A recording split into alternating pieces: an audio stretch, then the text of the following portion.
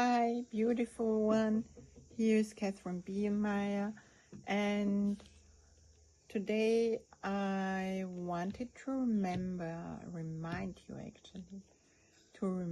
you that the Almightyness is in your responsibility. The way to spiritual vision, the way to see Christ in a holy friend, is to become aware of all the thoughts you use, all the illusions you project from your own mind that block the true view. Paradoxically, in looking at him, squinting your eyes and trying to pretend to be a loving being, you see Christ in him by looking at your own mind, your own thoughts, which are the obstacles to vision. Today we have the lesson 167 from the Course in Miracles. There is one life, and that I share with God. There are not different kinds of life, for life is like the truth. It does not have degrees. It is the open condition in which all that God created shares. Like all his thoughts, it has no opposite. There is no death, because what God created shares his life. There is no death, because an opposite to God does not exist. There is no death, because the Father and the Son are one. In this world there appears to be a state that is life's opposite. You call it death, yet we have learned that the idea of death takes many forms. It is the one idea which underlies all feelings that are not supremely happy. It is the lamp to which you give response of any kind that is not perfect joy.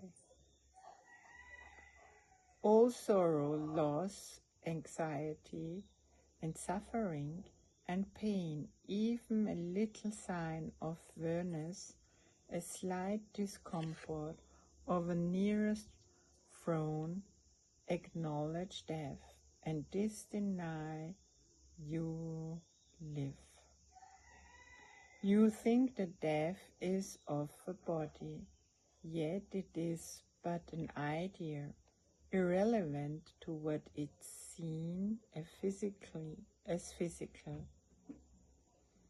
All thoughts is in the mind. It can be then applied, is mind directs it. But it is origin is where it must be changed if change occurs. Ideas leave not their source. The emphasis discourse has placed on that idea is due to its certainty in our attempts to change your mind about yourself. It is the reason you can heal. It is the cause of healing. It is why you cannot die. Its truth established you as one with God. Death is the thought that you are separate from your Creator. It is the belief conditions change, emotions alternate because of cause you cannot control, you did not make, and you can never change. It is the fixed belief ideas can leave their source and take on qualities the source does not contain. becoming different from their own origin, apart from it in kind as well as distance, time, and form. Death cannot come from life. Ideas remain united to their source. They can extend all that their source contains. In that way, can go far beyond themselves. But they cannot give birth to what was never given them. As they are made, so will their making be. As they were born, so will they then give birth. And then they come from their will, they return. The mind can think it sleeps, but that is all. It cannot change what is its walking state. It cannot make a body, nor abide within a body. What is alien to the mind does not exist, because it has no source. For mind creates all things that are, and cannot give them attributes it lacks, nor change its own eternal mindful state. It cannot make the physical. What seems to die is but the sight of mind asleep. The opposite of life can only be another form of life.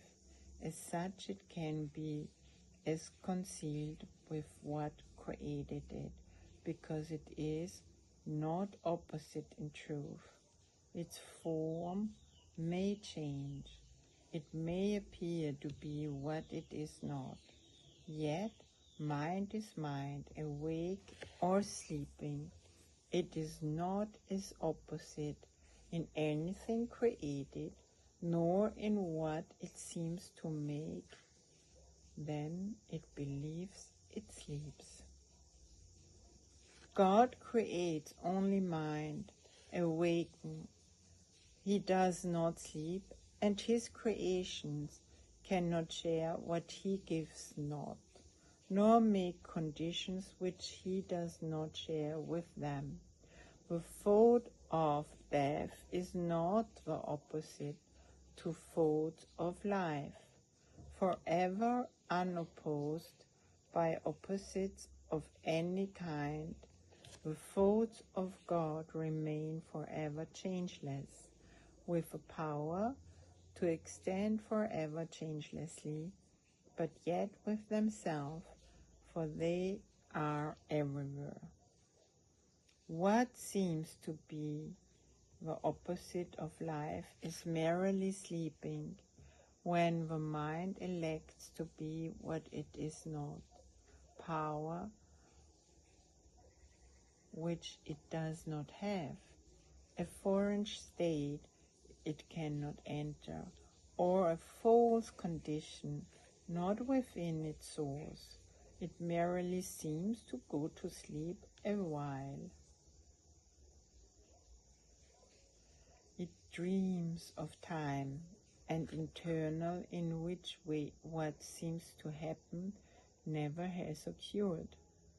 The change from are substanceless, and all events are nowhere. When the mind awakes, it but contributes as it always was.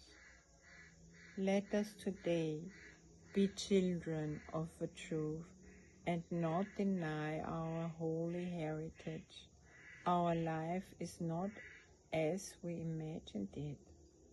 Who changes life because he shut his eyes, or makes himself what he is not because he sleeps, and sees in dreams an opposite to what he is?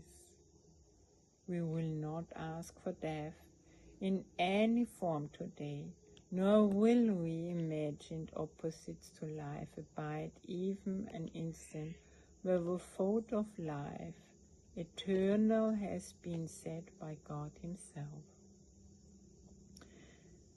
His holy home we strive to keep today, as he established it and wills it be forever and forever. He is Lord of what we think today, and in his thoughts, which have no opposite, we understand there is no life, and that we share with him, with all creation, with their thoughts as well, whom he created in a unity of life that cannot separate in death, and leave a source of life from where it came. Breathe in and let go of your ego mind, trying and wanting to understand. Come into your heart and really listen from your heart about all those. We share one life because we have one source, a source from which perfection comes to us, remaining always in the holy minds which he created perfect. As we were, so are we now and will forever be. A sleeping mind must waken as it sees its own perfection mirroring the Lord of life, so perfectly it fades into what is reflected there. And now it is no more a mere reflection. It becomes the thing reflected and the light which makes reflection possible.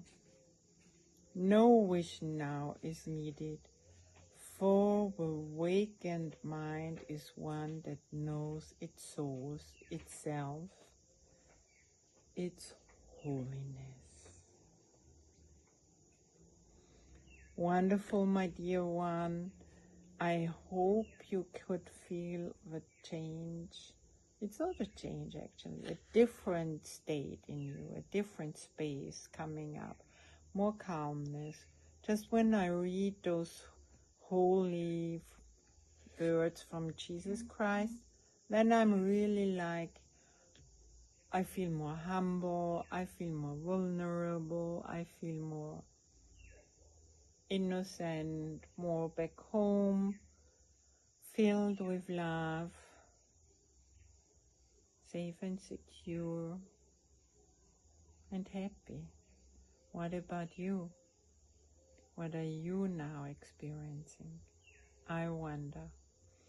So, enjoy, repeat it, re-listen, take it in, breathe it in, let it sink deep and enjoy. And of course you can please share my YouTube videos or my channel and subscribe and follow, so you're the first to see the new ones. And